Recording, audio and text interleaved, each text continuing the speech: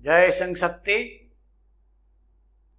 ओम समानो मंत्र समिति समानी समानां मनः सचित्तमेषां समानं मंत्रम् अभिमन्त्रयेवः समानेन वो हविषा जुहोमि। सबके विचार समान हो, चित्त मन से सब एक हो, ज्ञान सबको समान देता हूँ, समान सबका सत्कार हो। पूज्य तुलसी जी ने गीता और समाज सेवा लिखकर न केवल क्षत्रिय जाति पर, पूरा विश्व पर एक बड़ा उपकार किया है।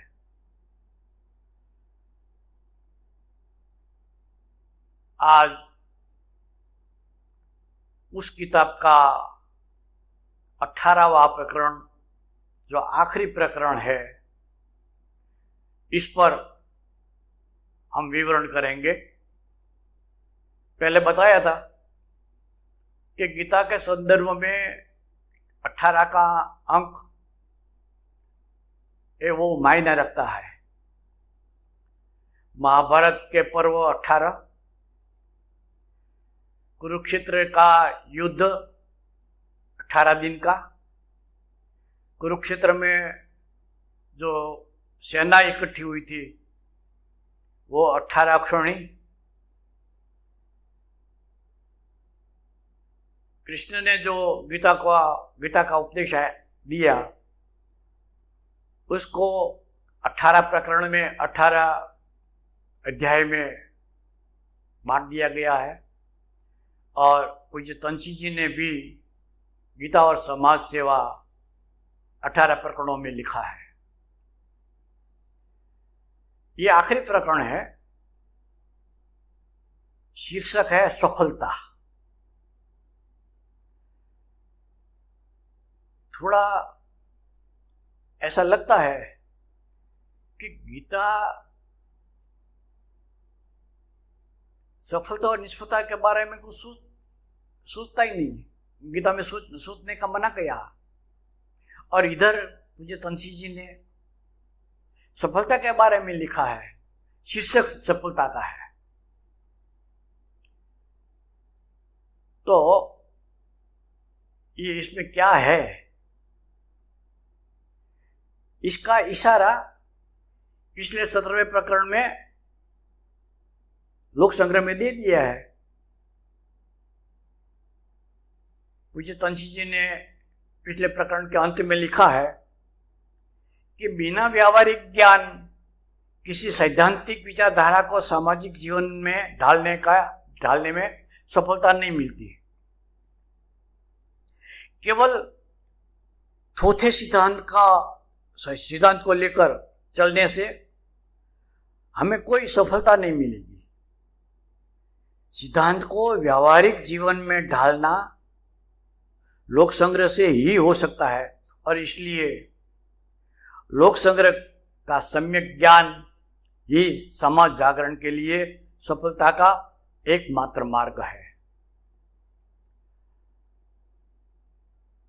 अब आगे पूज्य तुलसी जी का सफलता के बारे में क्या चिंतन है, उसका हम शुभारंभ कर रहे हैं।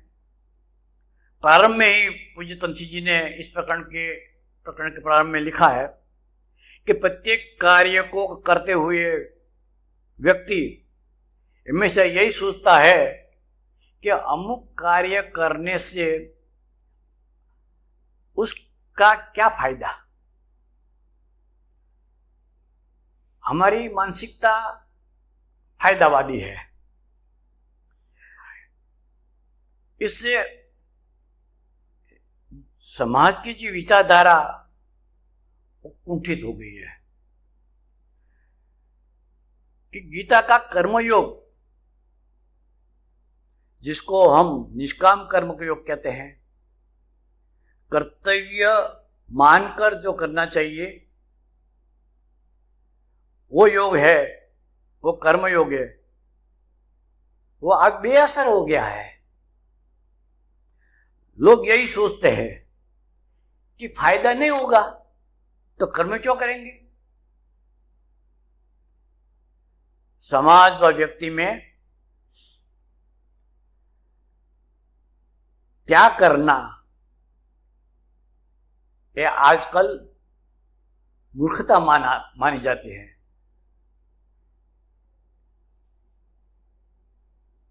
कहते हैं कि जो परिश्रम करके पसीना बहा के हमने पाया है, कमाया है, उसको त्याग ही कर देना है तो फिर प्रयत्न क्यों करे, परिश्रम क्यों करे, पसीना क्यों बहा है, कष्ट क्यों सहन करे।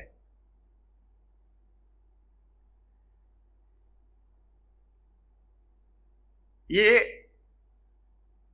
आज की परिभाषा है त्याग के बारे में, आज की मानसिकता है और जो बदल गई है वो शास्त्रीय नहीं है, गीता के अनुसार ये अच्छी ठीक नहीं है।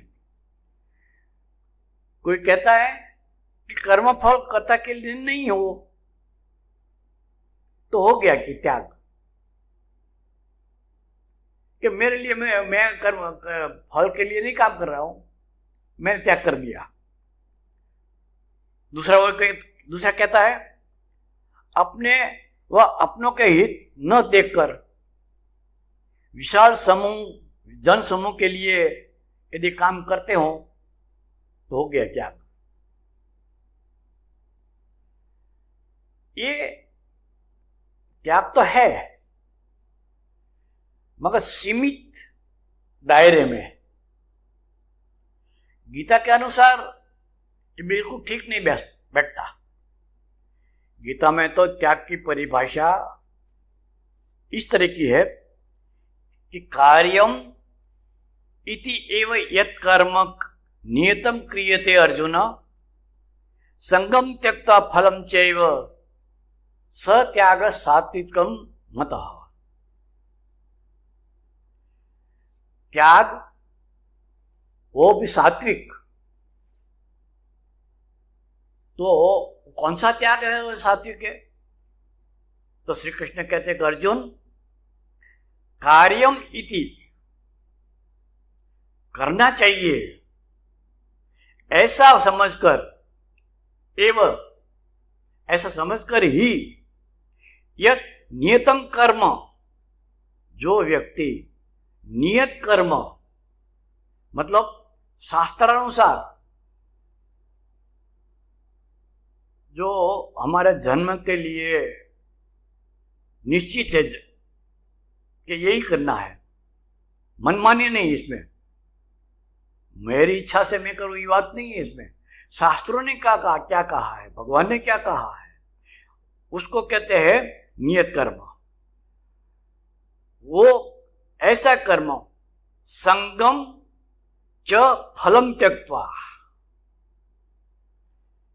ऐसे कर्म तो करना है, मतलब संगम आसक्ति मैं करूंगा ऐसा नहीं, कर्म प्रति कोई आसक्ति नहीं, और फलम त्यक्त्वा, फल का भी त्याग करना है। ऐसा जो क्रियते कर्म क्रियते, ऐसा कर्म जो किया जाता है, स एव वो ही सात्विक त्याग मतः, वो सात्विक त्याग माना जाता है। आसक्ति और फल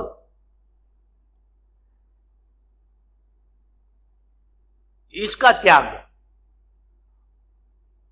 करके नियत कर्म करना है।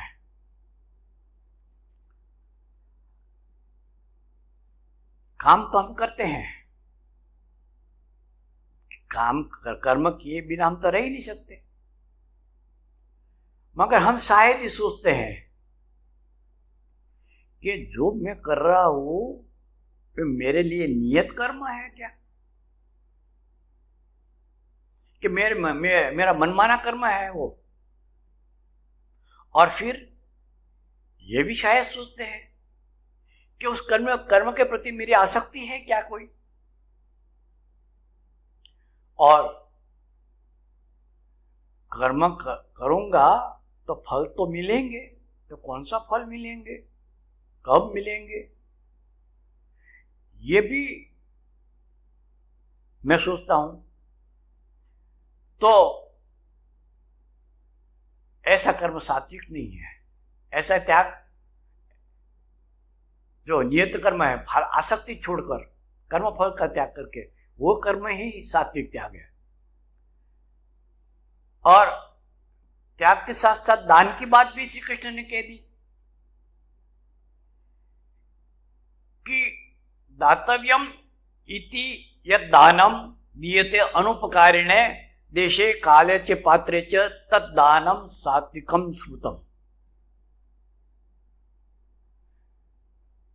श्री कृष्ण ने 3 कर्म कभी छोड़ना नहीं चाहिए ऐसा कहा है। यज्ञ, दान, तप। यज्ञ कभी छोड़ना नहीं चाहिए, दान देना कभी छोड़ना नहीं चाहिए, तप करना कभी नहीं छोड़ना चाहिए। तो दान के बारे में श्री कृष्ण ने कहा कि दातव्यम इति दानम,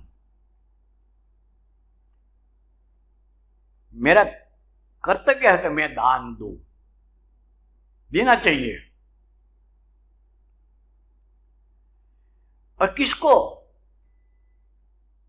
वहां 4 शर्त रखी है। 1, देशे, काले, पात्रे, अनुपकारिणे।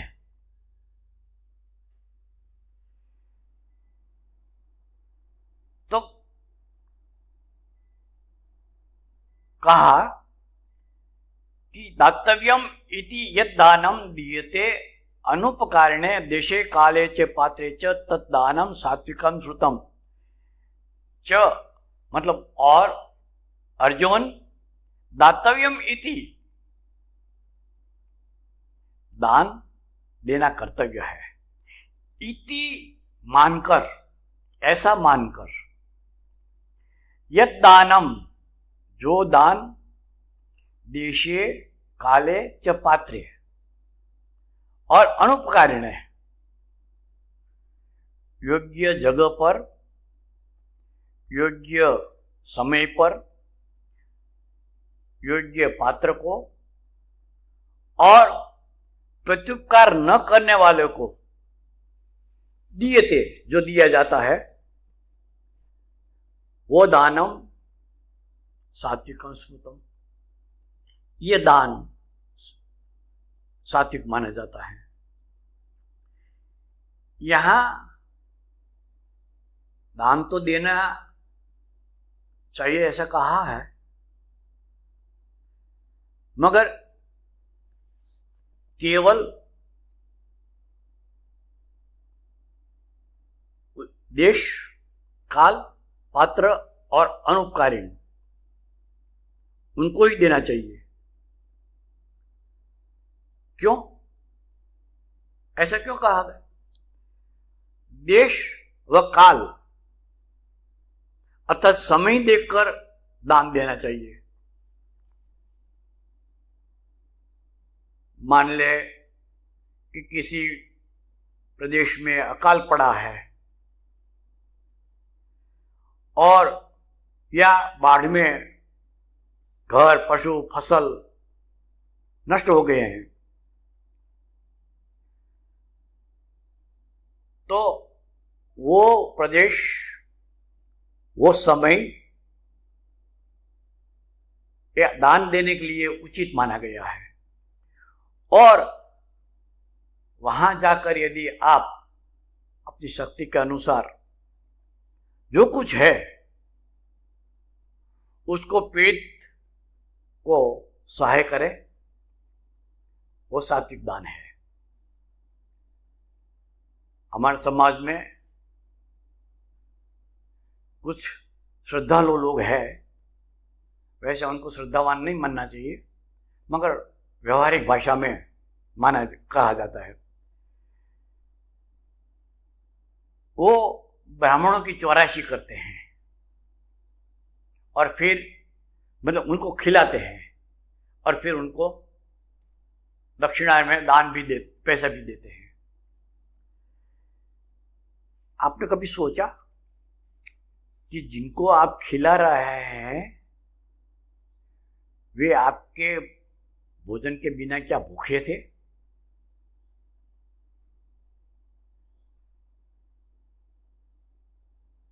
भूखे तो वे थे नहीं। उनमें से कई ऐसे ब्राह्मण होंगे जो नौकरी धंधा करते हैं, अच्छी कमाई करते हैं,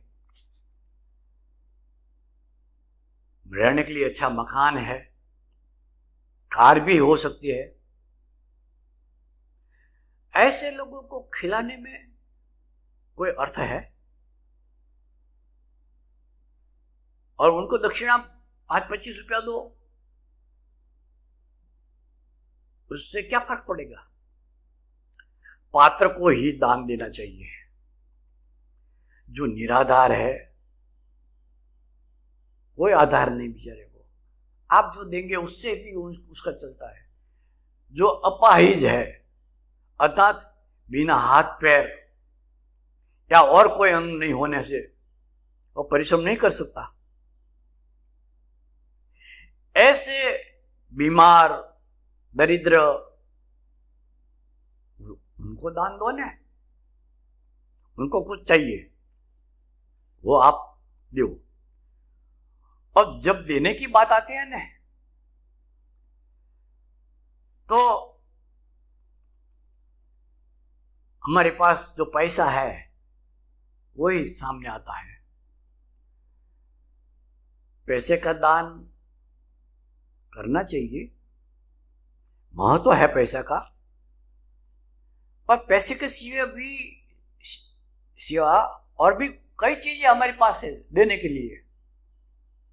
जैसे अन्न है, वस्त्र है, कोई बीमार है तो उनको दवाई के लिए, औषधि के लिए, चिकित्सा के लिए आर्थिक सहाय करो। कोई दुखी है उसके पास जाकर आश्वासन के 2 शब्द बोलो, बड़ा दान हो गया। जो निराश्रित है, कोई आसरा नहीं है, उसको रहने के लिए थोड़ी व्यवस्था कर दो। और ये सब आप सोचिए, आपके पास है सब। और एक दान, अभय दान, मैं आपके साथ हूं, आप चिंता मत करना, हर प्रकार की सहाय मैं करूंगा। ये दान है। और आतुर दशा जिसकी है, अर्थात जो व्यग्र है, बेचैन है, भयग्रस्त है, ये बीमार की पात्रता की पहचान है। उनके अलावा जब देने की बात आती है तो विद्वान ब्राह्मण, जो कोई पेशा वेशा कोई नहीं करता, कोई कमाई नहीं है, और लोगों में जो क्रिया कर्म कांड कराता है, तो उसके बदले में उसको देना ही चाहिए। ज्यादा दो कोई बात नहीं। जो ब्रह्मचारी है, मतलब जो आश्रम के विद्यार्थी हैं, जो वानप्रस्थ है, जो समाज सेवा करते हैं, जो सन्यासी है, जिन्हें सब कुछ छोड़ दिया है, तो उनको जो न्यूनतम आवश्यकता है वो तो पूरी करनी चाहिए। कौन करेगा? मैं करूंगा, ऐसा सोचकर। और अनुपकारिणे, मतलब जिसको दिया है उससे कभी भी उपकार की बात आएगी नहीं, तो दे दिया, वो दे दिया। बाकी जिससे लिया उसको दिया, वो तो कोई दान नहीं हुआ ना, वो तो एक व्यवहार है। जिसका लिया है उसको नहीं देते तो वो तो पाप हुआ ना। और यदि जिससे लिया है उसको देते हैं तो वो तो एक व्यवहार की भाषा है, वो दान नहीं है। कृतज्ञता जरूर है कि उसने मुझे मदद की है, मुझे उसको मदद करनी चाहिए।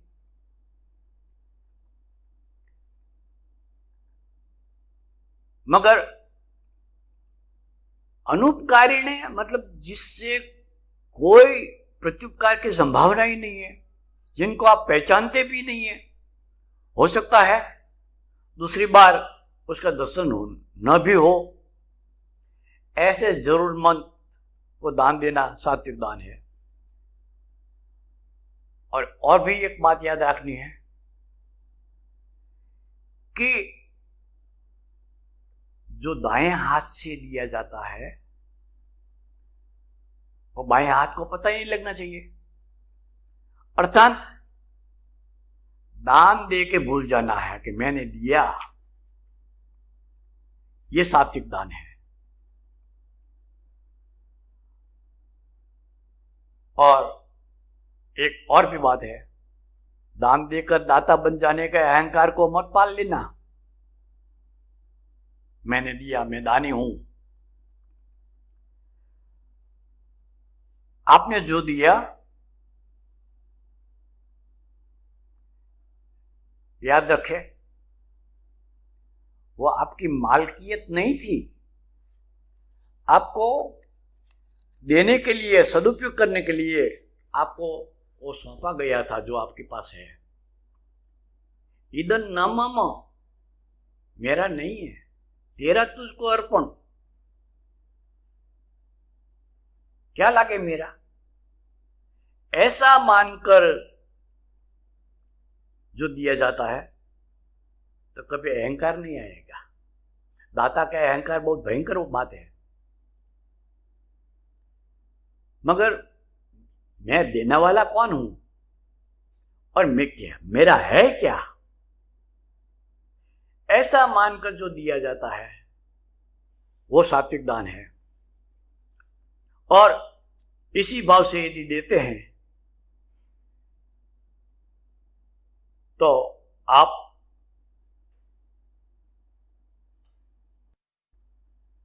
एकदम हल्कापन अनुभव करेंगे। दाता का अहंकार आप पर बोझ बनकर आएगा।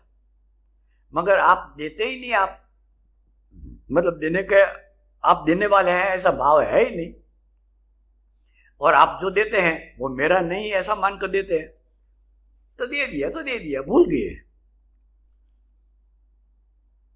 इसी तरह हम काम करते हैं, उसमें खला शक्ति से कैसे मुक्त हो सके, इसके बारे में पूज्य धनसिंह जी ने लिखा है। साधना से साधक ऊर्ध्व गति को प्राप्त होता है। निश्चित ऊंचाई प्राप्त होते ही अणिमादि भौतिक सिद्धियां प्राप्त होती है। जागृत साधक उन सिद्धियों में नहीं फंसता, क्योंकि उसका परम लक्ष्य है ज्ञान अर्थात साक्षात्कार।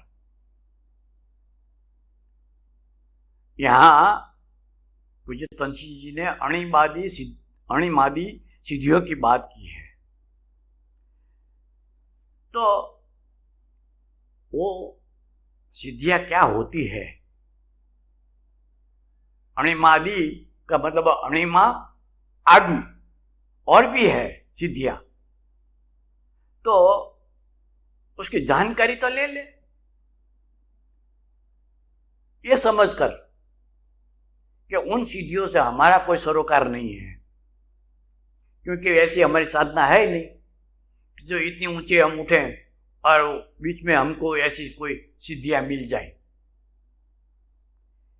फिर भी जानकारी है चाहिए कि क्योंकि ये भारतीय संस्कृति का एक अंग है तो शब्द आता है अष्टसिद्धि नवनिधि। तो अष्टसिद्धि क्या होती है, नवनिधि क्या होती है, उसके बारे में हम संक्षेप में देख ले। ये शास्त्रों में आता है। आपके पास यदि नोटबुक है, पेन है तो लिख लो, फिर या तो उसको फिर से सुन लेना आपके मोबाइल से। अष्टसिद्धियां हैं। एक, अणिमा, मतलब अत्यंत अपने शरीर को छोटा बना देना, देख ना सके कोई, मच्छर जैसा, वो सिद्धि है अणिमा की। दूसरी है महिमा,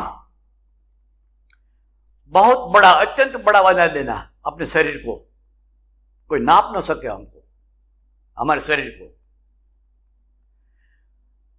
तीसरी सिद्धि है लघिमा। लघिमा का अर्थ है एकदम हल्का।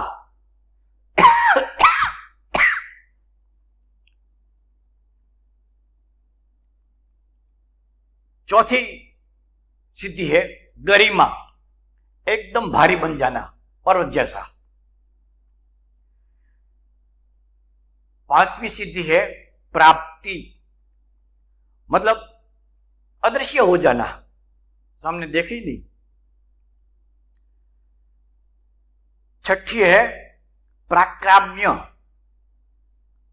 मतलब पर काया में प्रवेश करना। उसके बारे में थोड़ा बाद में देखेंगे यदि समय रहेगा तो। और सातवीं है ईशितव्य, मतलब गतात्मा के साथ बात करना। और आठवीं सिद्धि है वशितव्य, दूसरों को वश किया जाता है, कर लेते हम। ऐसा साधक जिन्होंने अष्ट सिद्धि प्राप्त की है, दूसरों को वश करता है। नवनिधि, 9 प्रकार के रत्न माने जाते हैं कि देवों का जो खजांची, ट्रेजरर, और कुबेर माना जाता है। कुबेर के पास 9 रत्न है। उसके बारे में ज्यादा जानने की जरूरत नहीं है, मतलब नाम ही देख लो। पद्म, महापद्म, शंख, मकर, कश्यम, मुकुंद, कुंद, नील, वर्च। यदि लिखते हैं तो फिर से मैं बोलता हूं। पद्म, दूसरा महापद्म, तीसरा शंख, चौथा मकर, पांचवा कश्यम, छठा मुकुंद, सातवां कुंद, और आठवां नील, और 9वां वर्च, वो जो आधा य ऊपर रेप। तो ये अष्ट सिद्धि नवनिधि इतना जानना इतना काफी है। इसकी चर्चा शास्त्रों में बहुत कम आती है। थोड़ी बहुत बात सीधी डायरेक्टली नहीं कहा है, मगर ऐसी सिद्धियों के बारे में रामायण में, वाल्मीकि रामायण में, और गोस्वामी तुलसीदास जी ने जो रामचरित लिखा है उसमें भी थोड़ी चर्चा है। वो चर्चा अब अगले कार्यक्रम में करेंगे, इसलिए कि हमको विश्वास बैठ आए कि ऐसी कोई सिद्धियां प्राप्त हो सकती हैं, किसी ने प्राप्त की है तो ये उदाहरण देकर हम अगले कार्यक्रम में चर्चा करेंगे। अभी तो ये जो प्रकरण है ये आखिरी प्रकरण है और हमारे पास जन्माष्टमी तक का कार्यक्रम है। उसके बाद ये वर्चुअल शाखा का कार्यक्रम ये उसकी पूर्णाहुति हो जाएगी। तो अभी ये 4 कार्यक्रम है, ये आखिरी प्रकरण का और आधे घंटे का देखेंगे। यदि ज़्यादा कुछ कहने का रेफरेंस मिल जाता है, समझाने के लिए आवश्यक है, तो थोड़ा और कर देंगे। अभी तो इस कार्यक्रम की पूर्णाहुति यहां करते हैं। संतक्ष ओम शौर्यं तेजो धृतिर्दाक्षं युद्धे चाप्य पलायनम दानमीश्वर भावश्च क्षात्रं कर्म स्वभावजम्। ओम शांति शांति शांति। जय संशक्ति।